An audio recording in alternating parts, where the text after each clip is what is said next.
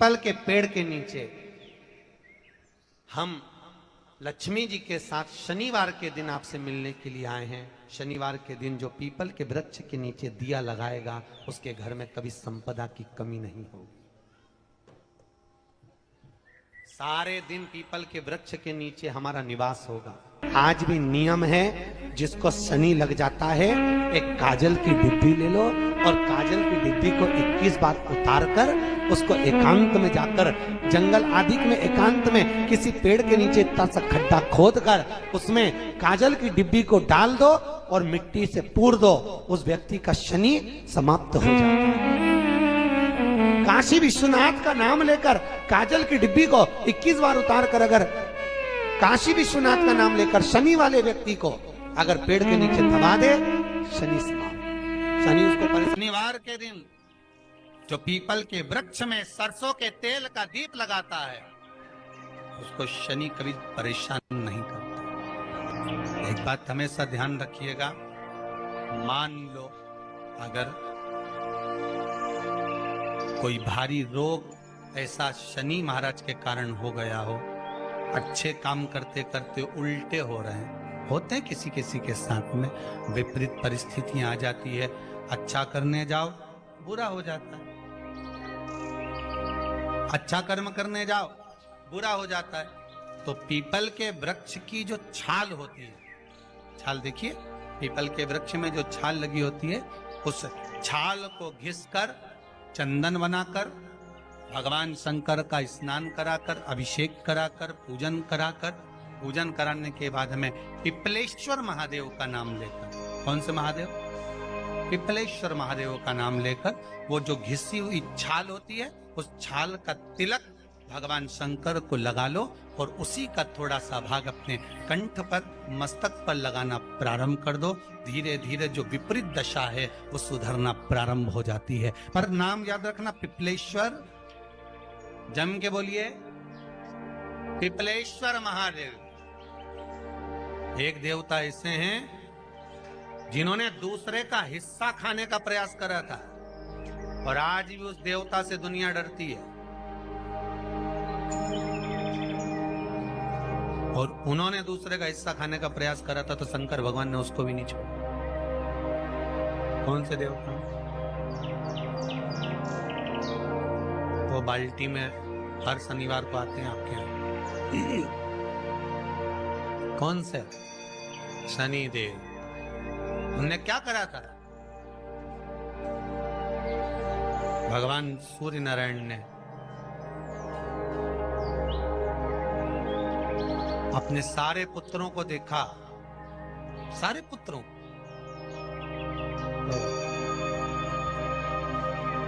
सारे पुत्रों को देखकर आज मेरे सूर्य नारायण भगवान बड़े सुखी, बड़े प्रसन्न। मेरा पुत्र शनि भी श्रेष्ठ है, मेरा पुत्र यम भी श्रेष्ठ है, सब ठीक है। आज भगवान सूर्य देवता ने अपने पुत्रों को बुलाकर कहा, आज मेरा मन कर रहा है कि मैं सारे लोगों का राज्य अपने पुत्रों को बांट दूं, सबको अपना अपना हिस्सा दे दूं। शनि महाराज जी को भी हिस्सा दे दिया गया। अब जब शनि महाराज जी को हिस्सा दे दिया तो शनि महाराज जी संतुष्ट नहीं हुए। दुनिया में ऐसे लोग बहुत सारे हैं जो संतुष्ट बहुत कम हो पाते हैं। शनि देव के मन में संतुष्टि नहीं हुई। जब शनि देव के मन में संतुष्टि नहीं हुई तो शनि महाराज उसी समय पर अपने सारे भाइयों का हिस्सा बटोरने लगे, उस पर कब्जा करने लगे। कब्जा करने लगे तो सूर्य देवता की आंख में जल भर गया। कितना तेजवान सूर्य नारायण, कितने तेजवान, कितना तेज भगवान सूर्य के पास में था। पर शनि महाराज को देखकर आज रो रहे हैं। शनि महाराज को, शनि महाराज ने अपने भाइयों के इस हिस्से पर क्या कर लिया? सूर्य नारायण भगवान की आंखों में जल भर गया कि मेरा पुत्र ऐसा कर रहा है। शनि को बुलाया सूर्य नारायण भगवान ने, समझाया और नहीं माना। किसी किसी की नियत होती है कि इसको इतना कैसे दे दिया, अम्मा ने इसको इतना कैसे दे दिया, पिताजी ने इसको इतना कैसे दे दिया, मैं तो कब्जा करूंगा, दुकान नहीं छोड़ू, घर नहीं छोड़ू, ये नहीं छोड़ू, वो नहीं छोड़ू। मत छोड़, एक दिन संसार छोड़कर जाना पड़ेगा। तब कहीं जमीन जायदाद छाती पे बांध के ले जाएगा। नहीं माने तो सूर्य देवता ने अपने गणों को भेज दिया, जाओ जरा शनि महाराज को जरा हटाओ वहां से। शनि महाराज को गुस्सा आया और शनि महाराज ने उन सारे गणों को नष्ट कर दिया। सूर्य नारायण रो रहे हैं। भगवान शंकर की पंचायत में सूर्य देव भी हैं, मतलब शंकर भगवान के मित्रों की गणना में सूर्य आते हैं। भगवान विष्णु, सूर्य नारायण, शंकर भगवान, माँ दुर्गा, गणेश जी, ये पंचायत है ना शंकर की, शिव पंचायत। शिव परिवार में कार्तिकेय, गणेश जी, पार्वती जी, शंकर जी, नंदी, ये शिव परिवार। पंचायत में सूर्य देवता। सूर्य नारायण को रोता हुआ देखकर भगवान शंकर को बड़ा दुख है। शिव जी ने पूछ लिया, क्या बात है, आप रो रहे हो? नारायण क्या हो गया? मेरा बेटा मानने को तैयार नहीं है। आप चिंता मत करो, अभी देखता हूं मैं जाकर। और भगवान शंकर ने जाकर तुरंत सूर्य नारायण भगवान के कहने पर शनि देव को जाकर समझाया। इतने में तो शनि देव आग बबूला हो गए। आग बबूला होकर शनि देव ने कहा, ए शिव, आप मुझे जानते नहीं हो? शंकर भगवान ने कहा, क्या जानना है ये बताओ, क्या जानना है ये बताओ। शनि देव कहते हैं, आप मेरी दृष्टि को नहीं जानते। शंकर भगवान ने कहा, तू भी नहीं जानता कि तेरी दृष्टि खराब कैसे हुई। तेरी दृष्टि को श्राप किसका लगा है तुझे नहीं मालूम क्या? शंकर भगवान ने जब समझाना चालू करा कि देख शनि देव, तुम तो कह रहे हो, तुम तो बोल रहे हो कि मेरी दृष्टि नहीं जानते। हम जानते हैं आपकी दृष्टि, मना नहीं है, जाना, पर आप नहीं जानते क्या? शिव जी जानते हैं। शिव जी ने कहा, मैं सब जानता हूं। आपका विवाह करा सूर्य देवता ने, आपकी पत्नी घर में आ गई, आप अपनी पत्नी को देखते तक नहीं थे, इसलिए आपकी धर्म पत्नी ने आपको श्राप दिया कि जिस पति ने मुझ पर दृष्टि नहीं डाली, मेरे वो पति की दृष्टि कुदृष्टि हो जाए, जिस पे डालेगा वो बर्बाद हो जाए।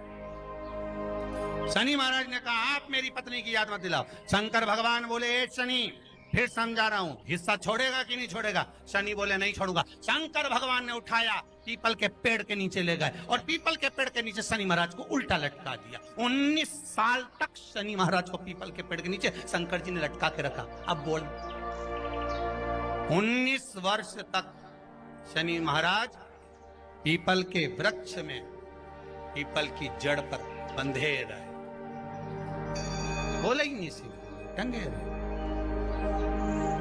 अब दूसरे का हिस्सा खाने वाले को जब शनि महाराज जैसे के लटका दिया भोलानाथ ने, तो तुम कहीं लगो रे लाइन में? मेरा विचार तो करो। 19 वर्ष तक शनि महाराज लटके रहे, तब 19 वर्ष नेत्र बंद कर कर शनि महाराज ने शंकर की आराधना करी कि दुनिया में कोई ऐसा नहीं जो मुझे उल्टा लटका दे, केवल एक यही है जिनने मुझे लटकाया है। तो 19 वर्ष तक तप करा तो शंकर जी प्रसन्न हो गए। धरनी को हटाकर पार्वती को लाए, साथ में आशीर्वाद दिया, शनि महाराज को खोला। वर मांगो, तुम्हें क्या चाहिए, मांगो तुम्हें क्या चाहिए। शनि महाराज ने कहा, मांगूंगा कुछ नहीं, आप कर दे दीजिए। शंकर जी ने कहा, मैं तुम्हें दंड अधिकारी बनाता हूं कि आप अच्छे और बुरे का दंड दोगे, आप अधिकारी बनकर बैठोगे, मेरा आशीर्वाद तुम्हारे साथ में। दंड अधिकारी। भगवान शंकर का एक अवतार है पिपलाद अवतार। पिपलाद अवतार, जब दधीचि ऋषि की अस्थियां चली गई, उनकी धर्मपत्नी सुवाच ने देखा मेरे पति को मार दिया गया, मेरे पति की अस्थियां ले गए राक्षसों का संहार करने के लिए, उनकी अस्थियां लेकर चले गए, मेरा पति चले गया। सुवाच गर्व से थी, मरना चाहती थी, प्राण छोड़ना चाहती। शिव जी ने देखा ये तो अग्नि के ऊपर चढ़कर अपनी देह त्याग रही है। शंकर भगवान ने आकर कहा, रुक जा सुभाष, रुको, तुम्हारे गर्भ में बच्चा है, तुम्हारे गर्भ में बच्चा है, वो बच्चा मर जाएगा। अब इस बच्चे को जन्म देकर भी क्या करूं? नहीं पिता, तुम्हारे गर्भ में जो बच्चा है वो महाज्ञानी है। तुमने मुझसे प्रसाद के रूप में मांगा था, कहा था शिव जैसा पुत्र होना चाहिए, तो क्या तुम शंकर को नष्ट कर दोगे? मैं शंकर को जन्म दूंगी। सुभाष ने 2 पत्थर उठाए, अपने गर्भ पर मारना प्रारंभ करा। गर्भ पर मारा, बच्चे ने जन्म लिया। बच्चा 7 महीने का था। उस बच्चे को उठाकर पीपल के कोटर में रख दिया। पीपल की कोटर। एक गिलहरी पीपल के फल को लेकर आती थी, पिपलाद के मुंह में देती थी। शिव का एक, इसलिए शंकर का नाम ही पिपलेश्वर महादेव। शिव का एक अवतार पिपलाद के रूप में हुआ है। तुम क्यों चिंता करती हो? तुम चिंता मत करो, तुम्हारा पुत्र जन्म दो तुम। और दिया धन सुभाष ने, उसके बाद प्राणों को त्यागा। और उस पीपल के कोटर में अगर भरण पोषण करने वाला कोई था तो वह देवाधिदेव महादेव था। फिर निवेदन करेंगे, माता के गर्भ में बच्चा रहता है, उसका भरण पोषण करने वाला मेरा देवाधिदेव महादेव है। अगर जन्म उसने दिया है तो मृत्यु भी वो देगा। अगर तुमको कुछ ज्ञान दिया है तो अच्छी जगह पर भी वही पहुंचाएगा। आप जो अभिलाषा लेकर आते हैं, बच्चे कहते हैं हमारी नौकरी नहीं है, सर्विस नहीं है, हम इस कॉलेज में पढ़ना चाहते हैं, हम इस जगह जाना चाहते हैं, हम इस पद पर जाना चाहते हैं, बस इतना याद रखना, तुम्हारा भाग्य बुरा नहीं होता। कभी भी याद रखना, संसार में जिसको भगवान ने जन्म दिया उसकी किस्मत कभी बेकार नहीं हो सकती। अगर भगवान तुम्हारी किस्मत बेकार होती तो जानवर बनाकर पैदा करता, इंसान बनाकर नहीं। किस्मत अच्छी थी इसलिए इंसान बनकर पैदा, जानवर बनाकर पैदा नहीं करा। अगर तुम्हारी किस्मत अच्छी थी इसलिए मनुष्य बनकर पैदा हुए हो, इंसान बनकर पैदा हुए हो, मानव बनकर पैदा हुए हो। भगवान को दोष मत देना कि भगवान ने किस्मत बेकार दी है। भगवान ने किस्मत अच्छी बनाई है इसलिए तुझे मृत्यु लोक में जन्म दिया। भगवान ने भाग्य अच्छा बनाया इसलिए तुझे शिव महापुराण की कथा सुनने का मौका दिया। नहीं तो भाग्य में नहीं होती तो कहां से मिल जाती? किस्मत अच्छी है तो भगवान नौकरी भी लगाएगा, धंधा भी करवाएगा, सर्विस भी कराएगा, विवाह भी करेगा, शादी भी करेगा, मकान भी बनाएगा, जायदाद भी देगा, संतान भी देगा। उसने दिया है पेट तो भरेगा वही। हम काय को अपने माथे पर ले? मैंने इतनी पढ़ाई कर ली, मैं इंजीनियर हो गया, मैं ये बन गया, मैंने तो ये कर लिया, उसके बाद भी मैं घर में बैठा हूं, मेरा छोरा घर में बैठा, इतना पढ़ने के बाद बैठा। जन्म उसने दिया है, भाग्य उसका है, किस्मत उसकी है, तो कहो उसको कि शंकर का भजन कर, मंथन करे, मक्खन निकलेगा और घी भी जरूर बनेगा। हारना मती। जब तेरे 3.5 करोड़ बात, गिनती मत करना, गिनती वो करेगा। तू तो भज, तू कुबेरेश्वर का स्मरण कर, तू महाकाल का स्मरण कर, तू काशी विश्वनाथ का स्मरण कर, तू महाकाल राजा का स्मरण करके तो देख। शिव का भजन कर, 1 लोटा पानी ले जाकर रोज चढ़ा शंकर जी के मंदिर में जा। शिव से भजन करने में क्या देरी?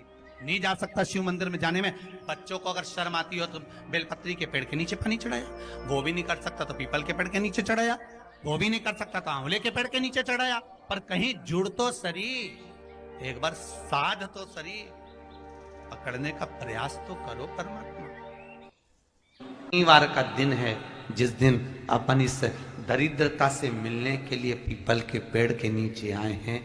हिंदू धर्म में ये दिन पीपल के वृक्ष के लिए पूजनीय होगा। जो भी शनिवार के दिन पीपल के वृक्ष की पूजन करेगा, दूध चढ़ाएगा या मिष्ठान का भोग लगाएगा, लक्ष्मी और नारायण उसके घर में प्रवेश कर जाएगा। लक्ष्मी और नारायण उसके घर में प्रवेश करेगा, इसलिए नियम बनाया। कौन से दिन का?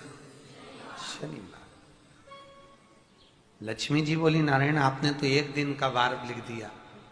शंकर जी ने 7 वार बनाए हैं, रविवार, सोमवार, मंगल, बुध, गुरु, शुक्र और शनि। ये शिव जी ने बनाया। अब 1 दिन आपने अपना बना लिया, बाकी के दिन अगर कोई इस पीपल के वृक्ष के नीचे आएगा और यहां तो दरिद्रता बैठी है तो उसका क्या होगा? भगवान नारायण बोले, सुन दरिद्रता, तेरे से एक विनती है, अगर कोई भी मनुष्य इस पीपल के पेड़ के नीचे अगर 7 दिन में आता है और उसके हाथ में अगर कोई सामग्री होती है तो तू उसके घर में प्रवेश नहीं करेगी। नियम है पीपल के वृक्ष का, या तो पानी का लोटा लेकर जाओ, कुंकू का चोपड़ा लेकर जाओ, शक्कर लेकर जाओ, या पेड़ के नीचे चींटी को डालने के लिए आटा ले जाओ, पर खाली हाथ पीपल के वृक्ष के नीचे कभी मत जाओ, कभी नहीं जाओ। खाली हाथ जाओगे तो दरिद्रता तुम्हारे घर में प्रवेश करेगी। दरिद्रता उठकर खड़ी होकर बोली, नारायण तुमने अपनी मनमानी करी है, एक दिन मुझे भी मेरा चाहिए। भगवान ने कहा बोल कौन सा दिन चाहिए। दरिद्रता कहती है रविवार के दिन इस पीपल के वृक्ष के नीचे मैं दिन भर नृत्य करूं, इसमें रहूं, और जो यहां आए रविवार को मैं उसके घर में प्रवेश करूं। भगवान ने कहा ठीक है। दरिद्रता रविवार का दिन एक ऐसा दिन रहेगा जिस दिन तू इस पीपल के वृक्ष के नीचे नृत्य करेगी और जो आएगा इस पीपल के वृक्ष के नीचे तो उसके साथ प्रवेश करेगी। मैंने तुझे वर दिया। इसलिए हमारे यहाँ केवल पीपल का वृक्ष अगर दीवार में भी लग जाता है ना, किसी की फैक्ट्री की दीवार में, किसी के घर की दीवार में पीपल का वृक्ष अगर लग जाता है, पीपल का पौधा लग जाता है, उसको कितना भी तोड़ लो वो वापस लग जाएगा। फिर तोड़ोगे फिर लग जाएगा। अगर पीपल के पौधे को तोड़ना है तो केवल रविवार का दिन एक नींबू, एक मिर्ची और बमूल का कांटा, ये 3 चीजें रखने के बाद में आधे घंटे बाद रविवार के दिन पीपल के पेड़ को उखाड़ कर फेंक दो। दूसरी बार कभी पीपल दीवार में लगता ही नहीं, कभी नहीं लग सकता। केवल एक रविवार का, केवल एक संडे, इतवार का। घर में दीवारों पर अगर पीपल लग भी गया है, इसलिए पीपल के वृक्ष को उखाड़ने का, अगर घर में पीपल लगा हुआ है या पीपल का पौधा हमारे घर में लग गया, उसको उतारना, निकालना, लगाना, तो पीपल के वृक्ष को अगर निकाला जाता है तो रविवार के दिन, और अगर पीपल के वृक्ष को कहीं लगाया जाता है तो सोमवार के दिन या मंगलवार के दिन, बुधवार के दिन, इन दिनों में लगा सकते पीपल के वृक्ष कहीं लगाना। शनिवार का दिन एक ऐसा दिन होता है जिस दिन पीपल के वृक्ष को कहीं जाकर लगाया नहीं जाता, क्योंकि शनिवार के दिन पीपल के वृक्ष के नीचे लक्ष्मी रहती है। हम अपने हाथों से अगर पीपल का वृक्ष किसी दूसरी जगह पर शनिवार को रोपित करते हैं तो हमारे घर की लक्ष्मी अपने घर से छिन्न होकर चली जाती है। इसलिए शनिवार के दिन पीपल लगाया नहीं जाता, किसी के घर जाकर उसको वापस पलटा नहीं जाता। लग गया उसको डर। प्रभु मेरी धर्म पत्नी को कहाँ रखूं आप बताओ। वो तो जहां यज्ञ होता है, अनुष्ठान होता है, दान होता है, पुण्य होता है, सत्कर्म होता है, वहां जाने को तैयार नहीं। अब करूं क्या। भगवान ने बोला एक काम करो। दुर्वासा जी बोले जिसके यहां रात्रि में बर्तन झूठे पड़े रहते हो उसके घर में इस दरिद्रता को लेकर तुम प्रवेश कर जाना। जिसके यहां रात्रि में बर्तन झूठे पड़े हो वहां लेकर प्रवेश कर जाओ। दूसरी जगह दुर्वासा जी बोले जो स्त्री घर में दोपहर के समय पर सो रही हो उसके घर में इसको लेकर प्रवेश कर जाइए। जो स्त्री दोपहर के समय में घर पर सो रही हो इस दरिद्रता को लेकर प्रवेश कर जाइए। तीसरा जिसके यहां पर दरवाजे पर कांटे वाले पौधे लगे हों उस घर में इस दरिद्रता को लेकर प्रवेश कर जाइए। दरिद्रता कितनी सुंदर बात कही है। दाता और विधाता कौन कौन। दाता और विधाता लक्ष्मी और दरिद्रता के सगे भाई हैं। कौन कौन। दाता और विधाता। दाता को फिटकरी प्रिय है, विधाता को नमक प्रिय है। ये दोनों हमेशा लक्ष्मी को और दरिद्रता को दोनों को समझाते थे, दोनों में प्रेम बढ़ाते थे। आज भी हिंदू धर्म की रीति है। यहां तो ठीक है जिसके यहां पर भी अगर थोड़ी सी भी परेशानी होती है, थोड़ा सा क्लेश होता है, अशांति होती है, लक्ष्मी नहीं टिक रही हो, काम नहीं बन रहे हो, बहुत प्रयास करा जा रहा हो और हमारा कार्य नहीं होता, तो क्या करते हैं फिटकरी और नमक को पानी में डाल देते हैं और घर में पोछा लगा देते हैं। आप लोगों ने आजकल फेसबुक पे भी पढ़ा होगा, व्हाट्सएप पे भी पढ़ा होगा। तो क्यों लिखा उसमें, उसका कारण ही केवल था है कि दाता और विधाता की प्रियता उसमें। माता ख्याति के जो 4 बच्चे हुए इसमें जो 2 लड़के हैं दाता और विधाता, उसकी प्रियता उसकी पूर्णता। अब दुर्वासा जी बोले अपनी धर्म पत्नी को वहां लेकर, जहां कांटेदार पौधे लगे हों वहां पर लेकर प्रवेश कर जाइए। कांटेदार पौधों में उस दरिद्रता का निवास हो गया। आए जब कष्ट, बहुत कष्ट का जीवन चल रहा हो, बहुत कष्ट की जिंदगी चल रही हो, ध्यान लगाना, अगर कष्ट का जीवन चल रहा हो, तकलीफ की जिंदगी चल रही हो, 5-7 सोमवार, या तो 5 सोमवार या 7 सोमवार, हाथ में दुर्वा, मान लो ये तुमने दुर्वा ले ली, हाथ में दुर्वा, एक बेलपत्र, और उसी हाथ में अपने घर का भरा हुआ 1 लोटा जल। पहले रखना है दुर्वा, फिर रखना है बेलपत्र, उसके बाद में हाथ में 1 लोटा जल, और दोनों हाथों का स्पर्श करते हुए जो अपना पूजन का कक्ष होता है घर के अंदर का,